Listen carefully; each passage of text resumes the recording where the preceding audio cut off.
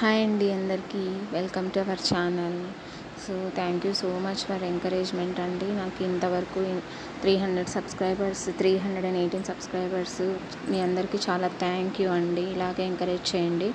So next మనకి ఏ notifications ఉంటున్నాయంటే groups, సచివాలయము, EO ఉన్నాయన్నమాట.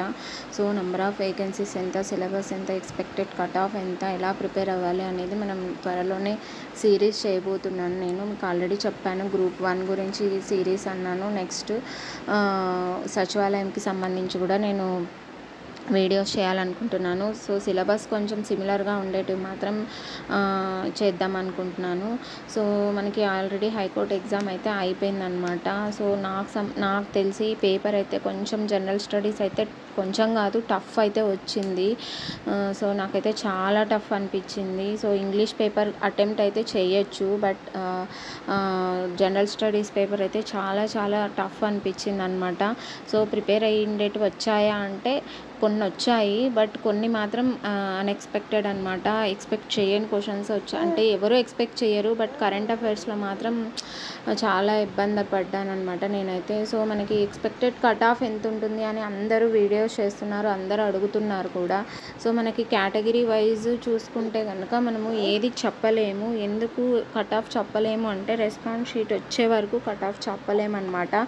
So ఎందుకు రెస్పాన్స్ షీట్ అంటే మనకు 2 to 3 డేస్లో మనం రెస్పాన్స్ షీట్ అంటే ఏంటంటే మనము ఆన్సర్ చేసింటాం కదా. సో ఆన్సర్ చేసిండే క్వశ్చన్కి మనం ఏం ఆన్సర్ చేసామో దానికి కరెక్ట్ ఆన్సర్ ఏంటి అనేది అన్నమాట రెస్పాన్స్ షీట్ అనేది.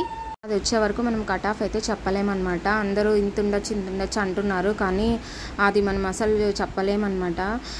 సో కాబట్టి నెక్స్ట్ ఏంటి అనేది ఆలోచించండి అందరూ, దేనికి ప్రిపేర్ అవ్వాలి అనేసి. సో